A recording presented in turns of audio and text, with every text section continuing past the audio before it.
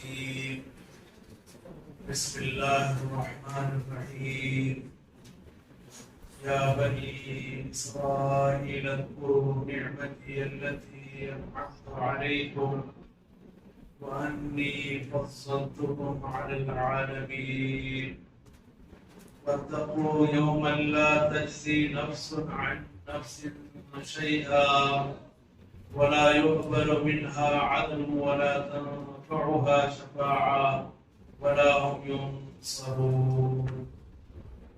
معزز حاضرین، ماہ ذوالحجہ سے ہم اور آپ گزر رہے ہیں۔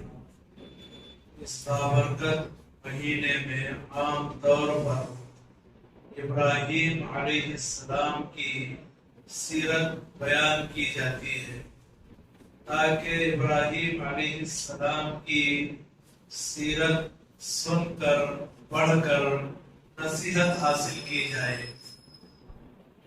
اللہ رب العالمین نے سورہ بقرہ میں 3 مرتبہ یا بنی اسرائیل کہہ کر خطاب فرمایا۔ یا بنی اسرائیل کے معنی اے اسرائیل کے بیٹو، اے اسرائیل کی اولاد۔ اسرائیل یعقوب علیہ السلام کا لقب تھا اور اسرائیل کے معنی عبداللہ کے، اللہ کا بندہ۔ یعقوب علیہ السلام کو بہت اونچا مقام اور مرتبہ حاصل ہے، اس لیے کہ قوم یہود کو یا بنی اسرائیل کہہ کر خطاب کیا گیا ہے۔ ابراہیم علیہ السلام کے 2 بیٹے، بڑے بیٹے اسماعیل علیہ السلام جو حاجر علیہ السلام سے پیدا ہوئے، اور دوسرے بیٹے اسحاق علیہ السلام جو سارہ علیہ السلام سے پیدا ہوئے۔ ان کی والدہ کا نام سارہ ہے۔ اسماعیل علیہ السلام کی اولاد میں صرف ایک ہی نبی پیدا ہوئے، وہ نبی ہمارے نبی جناب عربی محمد رسول اللہ صلی اللہ علیہ وسلم ہیں، اور یہ ابراہیم علیہ السلام کی دعا کا نتیجہ ہیں۔ اس کا تذکرہ بعد میں آئے گا۔ اسحاق علیہ السلام کی اولاد میں یعقوب علیہ السلام ہیں، اور پھر ان کے بیٹے یوسف علیہ السلام ہیں۔ ایک مرتبہ رسول اللہ صلی اللہ علیہ وسلم سے سوال ہوا، من اکرم الناس، اے اللہ کے رسول صلی اللہ علیہ وسلم، لوگوں میں سب سے زیادہ باعزت لوگ کون ہیں؟ تو رسول اللہ صلی اللہ علیہ وسلم نے فرمایا، یوسف نبی اللہ ابن نبی اللہ ابن نبی اللہ ابن خلیل اللہ۔ خلیل اللہ ابراہیم کے بیٹے اللہ کے نبی اسحاق علیہ السلام، اور اسحاق علیہ السلام کے بیٹے اللہ کے نبی یعقوب علیہ السلام، اور یعقوب علیہ السلام کے بیٹے اور اللہ کے نبی یوسف علیہ السلام۔ اگر ہم اور آپ غور کریں تو خاندانی لحاظ سے اگر سب سے زیادہ باعزت خاندان ہے تو حضرت یوسف علیہ السلام کا ہے، کہ خود بھی نبی ہیں اور پھر ان کے والد بھی نبی ہیں، دادا بھی نبی ہیں، اور پردادا بھی نبی اور رسول ہیں، اور صرف نبی اور رسول نہیں بلکہ اللہ کے خلیل ہیں۔ اللہ نے ابراہیم علیہ السلام کے تعلق سے فرمایا، وَاتَّخَذَ اللَّهُ إِبْرَاهِيمَ خَلِيلًا، اللہ نے ابراہیم کو خلیل بنایا ہے، چہیتا بنایا ہے، اور یقیناً ابراہیم علیہ السلام اللہ کے چہیتے بندے تھے۔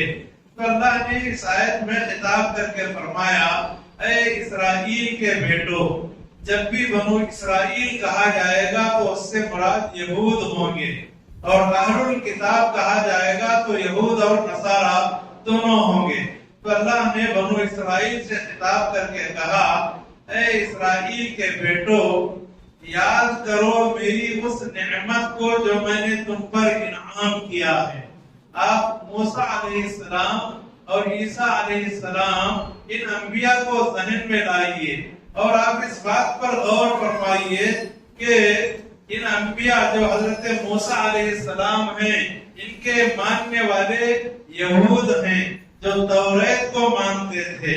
اور عجیب بات یہ ہے ابراہیم علیہ السلام ہی کی اولاد میں اکثر انبیاء پیدا ہوئے اور ساری آسمانی کتابیں تقریباً حضرت ابراہیم علیہ السلام کے خاندان ہی میں نازل کی گئی. چنانچہ آپ جانتے ہیں توریت موسیٰ علیہ السلام پر نازل کی گئی اور زبور داؤد علیہ السلام پر اور انجیل عیسیٰ علیہ السلام پر اور قرآن مجید اللہ کے رسول محمد صلی اللہ علیہ وسلم پر اور ابراہیم اور موسیٰ علیہ السلام کے صحیفوں کا بھی قرآن میں ذکر ہے. اسی لیے اللہ نے قرآن میں فرمایا وَجَعَلْنَا فِي ذُرِّيَّتِهِ النُّبُوَّةَ وَالْكِتَابَ، ہم نے نبوت اور کتاب کو اس کی اولاد میں کر دیا. یعنی ابراہیم علیہ السلام کی اولاد میں نبوت کا سلسلہ ہم نے جاری کیا اور کتابیں ہم نے ابراہیم علیہ السلام کی اولاد پر نازل کی. اے اسرائیل کے بیٹو یاد کرو میری اس نعمت کو جو میں نے تم پر انعام کیا ہے. یقیناً اللہ کا انعام ہے بنو اسرائیل پر، اور اللہ کا انعام اگر آپ بنو اسرائیل پر جاننا چاہتے ہیں تو موسیٰ علیہ السلام کا جو تذکرہ قرآن میں ہے اور بنو اسرائیل کا جو ذکر ہے آپ اسے پڑھیے تو آپ کو اندازہ ہوگا کہ اللہ نے کتنے انعامات ان کے اوپر فرمائے. وَأَنِّي فَضَّلْتُكُمْ عَلَى الْعَالَمِينَ، اور بے شک میں نے تم کو برتری عطا کی ہے جہانوں پر. یہاں ایک مسئلہ ہے، بنو اسرائیل افضل ہے یا امت محمد صلی اللہ علیہ وسلم؟ امت محمد صلی اللہ علیہ وسلم کے وجود سے پہلے فضیلت والی اگر کوئی قوم ہے تو بنو اسرائیل ہے، اور اس وقت سارے جہانوں پر اللہ نے ان کو برتری عطا کی تھی. لیکن امت محمد صلی اللہ علیہ وسلم کے وجود کے بعد اب کوئی امت خیر امت اور افضل امت نہیں ہے. اور امت محمد صلی اللہ علیہ وسلم ہی کے تعلق سے اللہ نے فرمایا تم خیر امت اخرجت للناس، تم بہترین امت ہو، تمہارا وجود لوگوں کے لیے ہے، تم بھلائی کا لوگوں کو حکم دیتے رہتے ہو، برائی سے روکتے ہو اور اللہ پر ایمان رکھتے ہو. تو اللہ رب العالمین نے اپنے احسانات کا تذکرہ فرمایا. احسانات کا ذکر کیوں فرمایا اللہ نے؟ اس لیے کہ قرآن کے نزول کے وقت دنیا میں جو یہود تھے، جو بنو اسرائیل تھے، وہ اللہ کے ناشکرے ہو گئے تھے، اور آج بھی اللہ کی نعمتوں کی ناشکر گزاری وہ لوگ کرتے ہیں. اسی لیے اللہ تعالیٰ نے ان کو تنبیہ فرمائی اور شکر گزاری کی دعوت دی. اور ساتھ ہی ساتھ یہ اپنے آپ کو اللہ کے بیٹے اور اللہ کے چہیتے کہتے تھے. نحن ابناء اللہ و احباؤہ، ہم اللہ کے بیٹے اور اللہ کے چہیتے ہیں. گویا جنت میں اگر داخلہ ہوگا تو ہمارا ہی ہوگا، ہمارے علاوہ کسی اور کا نہیں ہوگا. یہ تصور اور یہ عقیدہ ان کے پاس تھا اور آج بھی عقیدہ ان کے اندر موجود ہے. تو اس لیے اللہ تعالیٰ نے آخرت کا ان کو ڈر دلایا. وَاتَّقُوا يَوْمًا لَا تَجْزِي نَفْسٌ عَنْ نَفْسٍ شَيْئًا، تم لوگ ڈرو اس دن سے جس دن کے کوئی نفس کسی نفس کے کچھ کام نہیں آئے گا. نہ ابراہیم علیہ السلام اپنے والد آزر کو اللہ کی پکڑ سے بچا سکیں گے، نہ نوح علیہ السلام اپنی بیوی اور اپنے بیٹے کو اللہ کی گرفت سے بچا سکیں گے، نہ لوط علیہ السلام اپنی بیوی کو اللہ کی گرفت سے بچا سکیں گے، نہ ہی اللہ کے رسول صلی اللہ علیہ وسلم اپنے چچا کے انجام سے دوچار ہونے سے ان کو بچا سکیں گے، اپنے چچا ابو طالب کو ان کے انجام سے بچا سکیں گے. تو اللہ تعالیٰ نے بنو اسرائیل سے کہا تم لوگ اس دن سے ڈرو جس دن کوئی نفس کسی نفس کے کام نہیں آئے گا. کوئی نبی اور کوئی رسول بھی اپنے خاندان کے لوگوں کے کام نہیں آئیں گے، بلکہ انبیاء کا حال یہ ہوگا اللہم سلم اللہم سلم کہہ رہے ہوں گے، اے اللہ سلامتی کا نزول فرما، سلامتی کا نزول فرما. تو اللہ تعالیٰ نے آخرت سے ڈرنے کا حکم دیا بنو اسرائیل کو. اور ایک بات یاد رہے، اگرچہ کہ بنو اسرائیل اس آیت میں مخاطب ہیں لیکن ضمناً ہم لوگ بھی مخاطب ہیں. ہمیں بھی یہ دعوت دی جا رہی ہے کہ تم لوگ اس دن سے ڈرو جس دن کوئی نفس کسی نفس کے کام نہیں آئے گا. آپ اس منظر کو یاد کیجئے، جو اللہ نے قرآن میں بیان فرمایا فَإِذَا جَاءَتِ الصَّاخَّةُ يَوْمَ يَفِرُّ الْمَرْءُ مِنْ أَخِيهِ وَأُمِّهِ وَأَبِيهِ وَصَاحِبَتِهِ وَبَنِيهِ، جب کانوں کے پردے پھاڑنے والی آواز آئے گی، چیخ آئے گی، قیامت برپا ہو جائے گی، اس وقت آدمی اپنے بھائی سے بھاگے گا اور اپنی ماں سے اور اپنے باپ سے بھاگے گا اور اپنی بیوی اور اپنی اولاد سے بھاگے گا۔ اس دن کا منظر یاد کیجئے جس کا تذکرہ اللہ تعالیٰ نے قرآنی آیات میں فرمایا ہے۔ اسی لیے اللہ نے بنو اسرائیل سے کہا کہ تم لوگ اس دن سے ڈرو جس دن کوئی نفس کسی نفس کے کام نہیں آئے گا اور نہ ہی کسی نفس سے کوئی فدیہ قبول کیا جائے گا۔ دنیا میں آدمی بعض دفعہ جرائم کرتا ہے، سزاؤں سے بچنے کے لیے رشوت دیتا ہے، فدیہ دیتا ہے، قیدی بن جاتا ہے اور ضمانت پر رہا ہو جاتا ہے۔ یہ دنیا کے اندر ممکن ہے لیکن آخرت میں اس کا کوئی تصور نہیں ہے۔ اسی لیے اللہ نے کہا اس دن کوئی کسی نفس سے کوئی فدیہ قبول نہیں کیا جائے گا۔ وَلَا تَنْفَعُهَا شَفَاعَةٌ، اور نہ کسی نفس کو کسی کی سفارش کام آئے گی۔ مطلب یہ ہے کہ کوئی نبی اور کوئی رسول یا کوئی شخص اپنی مرضی سے کسی کی کوئی سفارش نہیں کر سکے گا۔ ہاں اگر سفارش کوئی نبی اور رسول کریں گے تو اللہ کے حکم سے کریں گے اور ان کے بارے میں کریں گے جن کے بارے میں اللہ کی اجازت ہوگی۔ تو اسی لیے اللہ نے کہا اس دن کوئی سفارش بھی کام نہیں آئے گی۔ وَلَا هُمْ يُنصَرُونَ، اور نہ لوگوں کی مدد کی جائے گی۔ اللہ کی پکڑ اور عذاب سے بچانے کے لیے لوگوں کی مدد بھی نہیں کی جائے گی۔ اتنا تذکرہ کرنے کے بعد اللہ نے بنو اسرائیل کے جو اصل بات میں ان کا اللہ نے ذکر فرمایا۔ وَإِذِ ابْتَلَىٰ إِبْرَاهِيمَ رَبُّهُ بِكَلِمَاتٍ فَأَتَمَّهُنَّ قَالَ إِنِّي جَاعِلُكَ لِلنَّاسِ إِمَامًا۔ یاد کیجئے جب ابراہیم کے رب نے آزمایا چند باتوں میں، وہ چند باتیں کیا ہیں قرآن کی مختلف آیتوں میں بیان کی گئی ہیں۔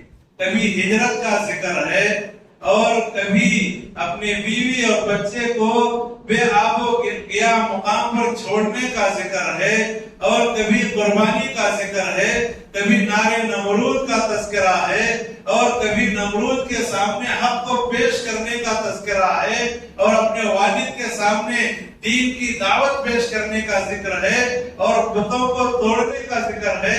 یہ تمام آزمائشیں ہیں جو حضرت ابراہیم علیہ السلام پر گزری اور ابراہیم علیہ السلام نے تمام آزمائشوں کو پورا کر کے دکھایا۔ اور یہ گواہی کس نے دی ہے؟ عام انسان نے نہیں، رب العالمین نے دی ہے۔ اور اللہ نے گواہی دی ہے جس نے کہ ابراہیم علیہ السلام کو اپنا خلیل بنایا۔ اللہ نے کہا جبکہ ابراہیم کو اس کے رب نے آزمایا چند باتوں میں تو ابراہیم نے ان باتوں کو پورا کر کے دکھایا۔ تو اللہ تعالیٰ نے انعام کے طور پر فرمایا، اللہ نے کہا بے شک میں آپ کو لوگوں کا امام بنانے والا ہوں۔ سبحان اللہ، اللہ نے یہ وعدہ پورا فرمایا۔ ابراہیم علیہ السلام کو ابو الانبیاء بنایا اور اللہ تعالیٰ نے ابراہیم علیہ السلام کو امام مقرر فرمایا۔ اللہ نے کہا ان ابراہیم کان امۃ قانتا للہ حنیفا ولم یکن من المشرکین، بے شک ابراہیم امام اور پیشوا تھے۔ تو اللہ تعالیٰ نے ان کو امام اور پیشوا بنانے کا وعدہ فرمایا۔ اور عجیب بات یہ ہے یہود بھی اپنی نسبت ابراہیم علیہ السلام سے جوڑتے ہیں، نصارہ بھی اپنی نسبت ابراہیم علیہ السلام سے رکھتے ہیں اور مسلمان بھی اپنی نسبت ابراہیم علیہ السلام سے رکھتے ہیں۔ تو آپ اندازہ لگائیے کہ ابراہیم علیہ السلام کے بعد جتنی امتیں دنیا میں آئیں اور آئیں گی یہ ساری امتوں کے امام اور پیشوا حضرت ابراہیم علیہ السلام ہیں۔ تو اللہ نے وعدہ کرتے ہوئے فرمایا کہ بے شک میں آپ کو لوگوں کے لیے امام اور پیشوا بنانے والا ہوں۔ ابراہیم علیہ السلام کو فکر ہوئی، قال ومن ذریتی، ابراہیم علیہ السلام نے کہا میری اولاد میں سے بھی اے اللہ امام اور پیشوا بنا، صرف مجھے نہیں میری اولاد میں سے میری ذریت میں سے بھی پیشوا اور امام بنا۔ تو اللہ تعالیٰ نے فرمایا قال لا ینال عہد الظالمین، کہ میرا جو وعدہ ہے ظالموں کو نہیں پہنچے گا، جو شرک کرنے والے ہیں، جو گناہ کرنے والے ہیں، حکمت کا منصب عطا نہیں کروں گا. تو اللہ تعالیٰ نے اس کے بعد فرمایا وَإِذْ جَعَلْنَا الْبَيْتَ مَثَابَةً لِلنَّاسِ وَأَمْنًا. اور یاد کیجئے جبکہ ہم نے بیت اللہ کو لوگوں کے لیے ثواب کی جگہ بنایا اور امن کی جگہ بنایا. مثابہ کے دو معنی ہیں، ایک معنی ثواب کی جگہ اور دوسرا معنی بار بار لوٹنے کی جگہ. تو اللہ تعالیٰ نے فرمایا جبکہ ہم نے بیت اللہ کو لوگوں کے لیے ثواب کی جگہ بنایا یا بار بار لوٹنے کی جگہ بنایا. آپ میں سے جن حضرات نے عمرہ اور حج کیا ہوگا، اگرچہ کہ فرض حج ایک ہی ہے لیکن اس ایک فرض حج کے ادائیگی کے موقع پر بھی آدمی یہ خواہش کرتا ہے، دعا کرتا ہے کہ اللہ تعالیٰ اپنے اس گھر کی مجھے بار بار زیارت نصیب کرے. تو دراصل یہ بار بار لوٹنے کی جگہ ہے، دنیا کے لوگوں کے بار بار رجوع ہونے کی جگہ ہے. تو اللہ تعالیٰ نے بیت اللہ کی فضیلت بیان فرمائی جبکہ ہم نے بیت اللہ کو لوگوں کے لیے لوٹنے کی جگہ بنائی اور امن کی جگہ بنائی. آپ جانتے ہیں مکہ شہر کو امن حاصل ہے اور قیامت کی صبح تک مکہ شہر کو برابر یوں ہی امن حاصل رہے گا. اللہ تعالیٰ نے قرآن مجید میں بلد امین کہا ہے مکہ شہر کو، اور یہ مکہ شہر کو جو امن حاصل ہوا ہے وہ اللہ کے گھر کی وجہ سے حاصل ہوا ہے. اس کے بعد اللہ نے فرمایا وَاتَّخِذُوا مِن مَقَامِ إِبْرَاهِيمَ مُصَلًّى.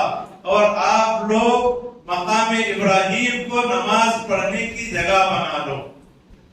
اللہ کے رسول صلی اللہ علیہ وسلم جب بھی طواف کرتے تو طواف کرنے کے بعد آپ صلی اللہ علیہ وسلم مقام ابراہیم کے پاس 2 رکعت طواف کی نماز ادا فرماتے اور قرآن کی آیت کا ٹکڑا پڑھتے وَاتَّخِذُوا مِن مَقَامِ إِبْرَاهِيمَ مُصَلًّى. مقام ابراہیم کیا ہے؟ ایک پتھر ہے جس پتھر پر ٹھہر کر ابراہیم علیہ السلام کعبے کی بنیادوں کو اونچا کر رہے تھے، کعبے کی تعمیر فرما رہے تھے. قیامت کی صبح تک اس مخلصانہ عمل کی علامت کے طور پر اللہ تعالیٰ نے مقام ابراہیم کو محفوظ رکھا اور ابراہیم علیہ السلام کے قدم کے نشانات کو پتھر پر ثبت فرما دیا. تو یہ مقام ابراہیم ہے کہ تم لوگ مقام ابراہیم کو مصلی بنا لو. اور ہم نے وعدہ لیا ابراہیم اور اسماعیل سے کہ تم دونوں میرے گھر کو پاک کرو. طواف کرنے والوں کے لیے، اعتکاف کا اہتمام کرنے والوں کے لیے، رکوع اور سجدہ کرنے والوں کے لیے.